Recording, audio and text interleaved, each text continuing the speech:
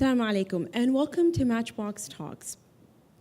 Getting married can be filled with obstacles along the way. Staying married isn't always easier either, and sometimes you end up getting a divorce. Today, we have Dr. Banu Murtaza and her husband, Sayyidina Nader Khan, to talk to us about one of these particularly difficult and maybe even taboo topics when it comes to the Muslim community.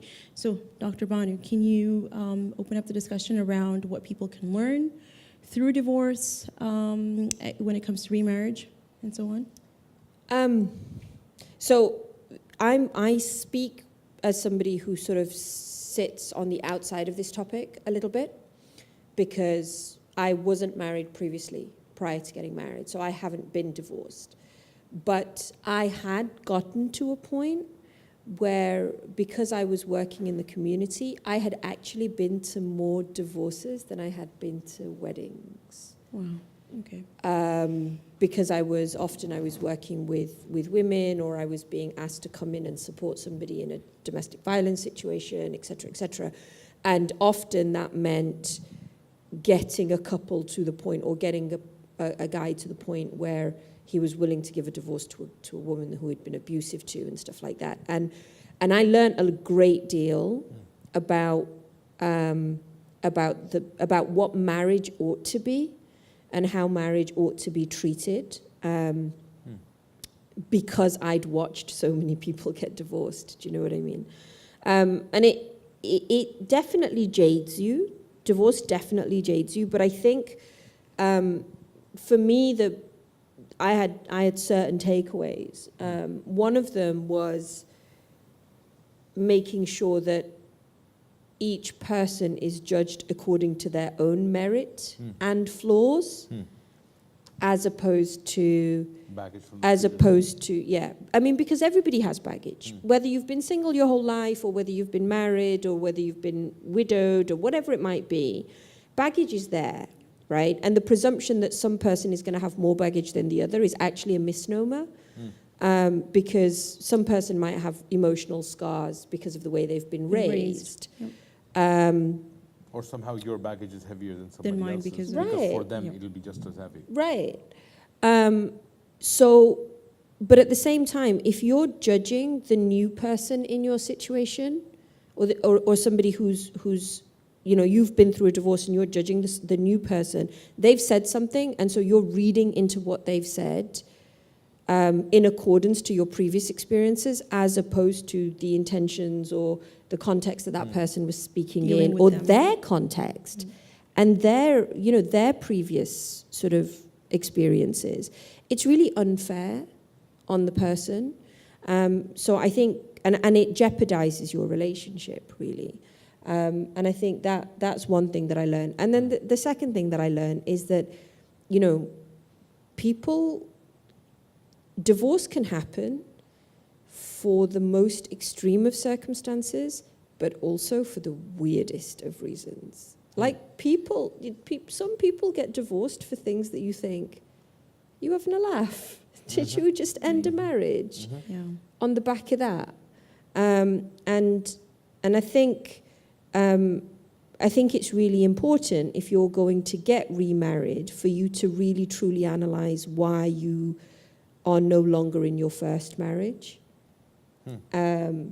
and to think about, okay, of the reasons I'm not, these were the appropriate reasons, and these maybe not have been so much, but they were the straw that broke the camel's back. Because there are little things sometimes. Sometimes it is trigger.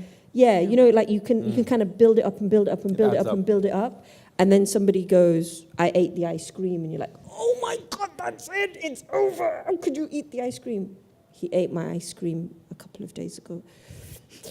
But we're still married. Still married, alhamdulillah. But he did. So if we just give Sayyidina the opportunity to comment from a different perspective. I personally come from I was married before, and that ended in divorce, and we were married a couple of years after that.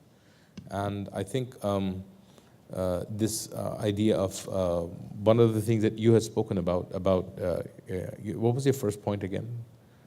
Sorry, I'm drawing a blank. The community and No, seeing no, things. the first point that you just made. Of the two takeaways of judging yeah, somebody. Yeah, in yeah, accordance exactly. to- I think that is very unfair. Judging somebody based on, or at least viewing them from the eyes of your previous experience instead of looking them with a fresh set of eyes. It's very human. It's a flaw, but it's real and it's human.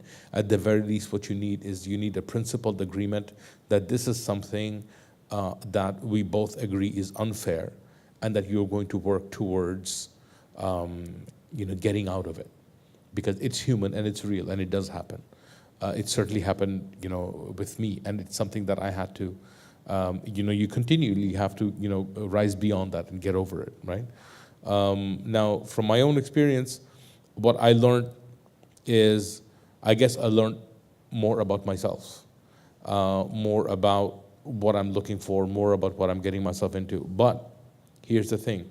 You think you know more about yourselves. You think you know more about what you're looking for. And you think you know what you're getting yourself into. And then Allah just completely blasts that away. Because I thought I knew what I was looking for.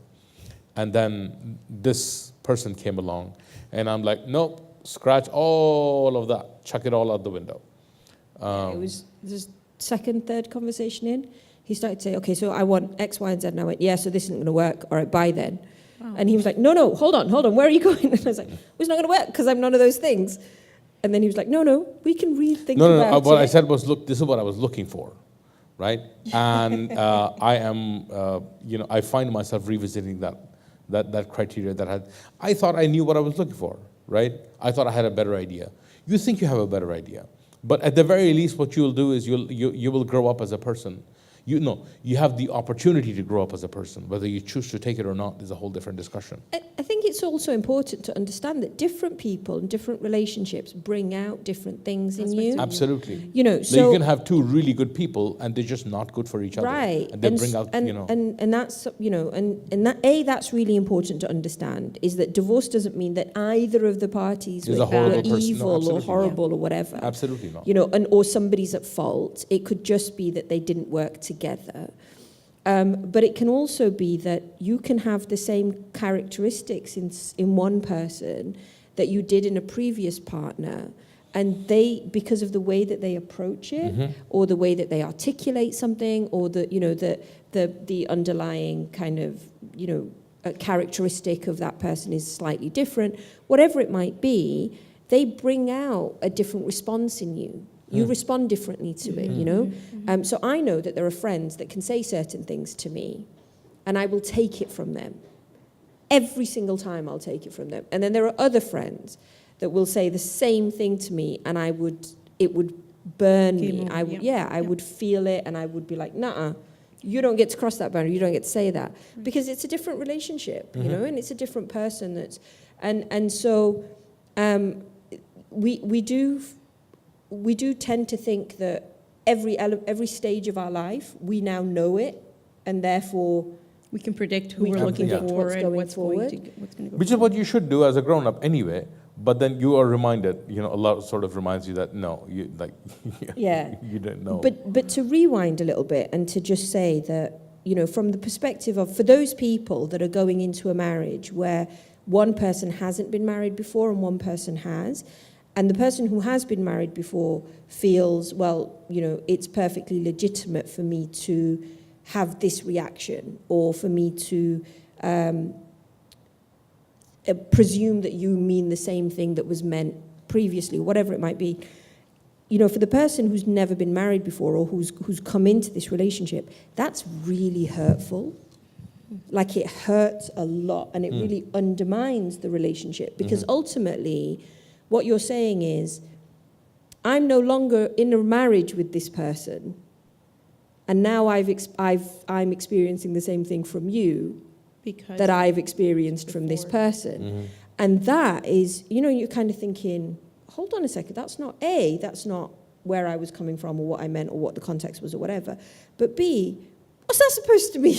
Right. You So know what what I'm I hearing then is that you want to come into the discussion, whether it's at the stage of, considering the person for marriage or whether you're married, you come into it with your whole self, with that confidence that, you're giving the other person the opportunity to be themselves without prejudgment, without Absolutely. prejudice. But you're right? also coming into the situation knowing what your weaknesses will be as a human being from both sides. Right. And you're coming into the situation saying, look, this is what could happen, will most likely happen. It shouldn't happen.